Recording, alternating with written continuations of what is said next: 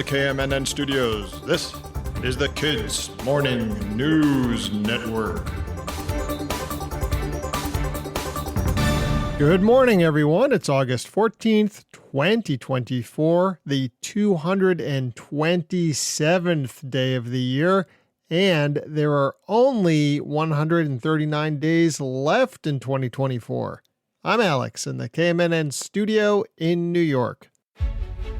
Happy Navajo Code Talkers Day. The Navajo, or Dene, are a nation in the southwestern United States. During World War II, the U.S. government realized that Native American languages would be very hard for anyone outside of the cultures to translate. Native Americans from 14 tribes, especially the Navajo, were recruited as top secret communicators.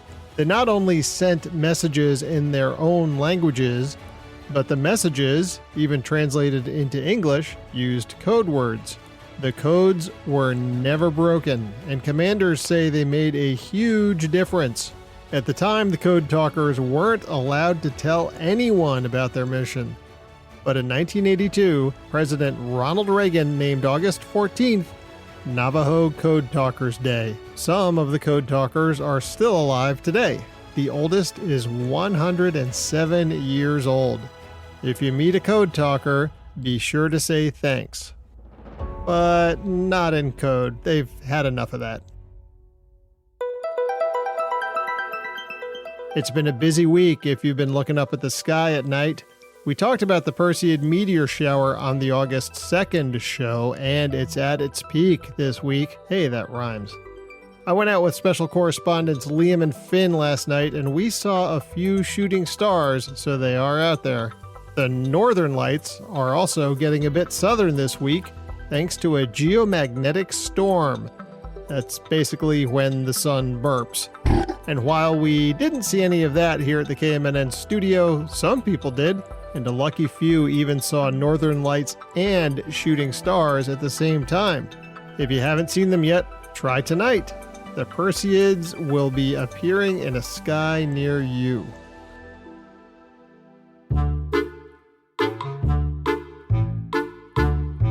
On this day, 76 years ago, August 14th, 1948, beavers fell from the sky.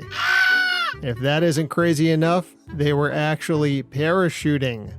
Yes, I know it sounds like some kind of crazy cartoon, but it's true. On this day, the first 8 airborne castorids, castorid is the Latin name for beavers, whether or not they're parachuting, they took to the skies in a twin-engined plane, then floated peacefully and safely back to Earth. Do you even want to know why? Isn't it enough to think about parachuting beavers? Okay, I'll tell you why. Back in the 1940s, people in the state of Idaho were moving out of the cities and into more rural areas, not unlike what happens today. Out in the country, they ran smack into beavers who lived there already. Beavers, you may know, like to cut down trees and dam up rivers to make ponds. That really wasn't what people were moving out to the country for, and they wanted the beavers to move along.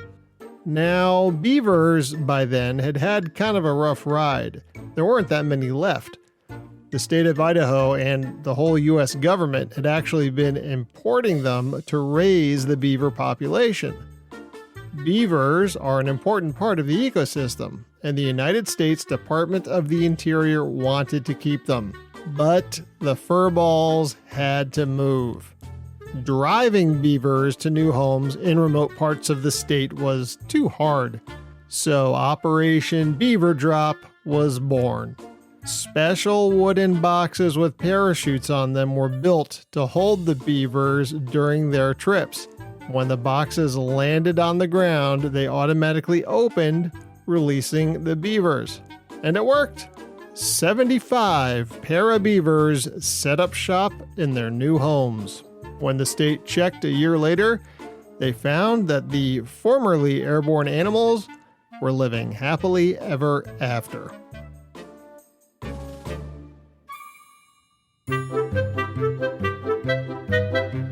It's riddle time.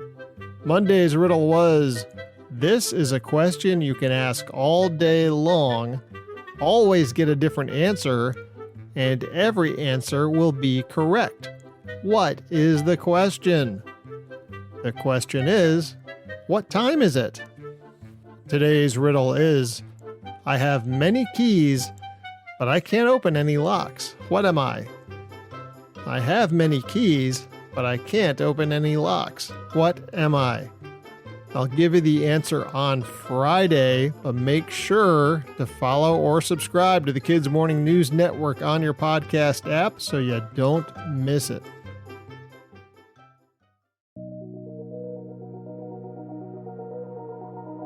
Breaking news from Mars this week. There's a whole bunch of water under those rocks. Yep, scientists figured it out thanks to a quiet little spacecraft called the Mars InSight Lander, which touched down on the red planet in 2018. Unlike some more famous Mars landers, InSight didn't drive around or launch drones. Instead, it just sat very quietly and listened. You can learn a lot by listening. InSight listened for 4 years. In that time, it heard 1,319 earthquakes, or Marsquakes, I guess. Scientists can analyze the vibrations from quakes. They can tell what kind of stuff the waves of energy from the quakes moves through. They do the same thing here on Earth. They found that there is water, big reservoirs of water, 6 to 12 miles under the Martian crust. At least, there is in the spot that InSight landed. On the one hand, that's great news for future exploration. On the other hand, it would be very, very hard to get that water to the surface. The deepest hole humans ever dug here on Earth goes about 7.5 miles down, but it was so expensive and so hard to do that it took 20 years, and then the project was abandoned. So if you can figure out a great way to drill many miles down, you might unlock the secret to a sustainable Mars colony.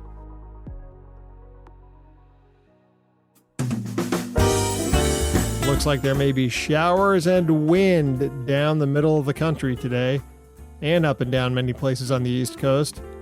There will be heat pushing north off the Gulf of Mexico up through Texas and Louisiana, and still a lot of wildfire smoke around where Oregon, Idaho, and Nevada meet.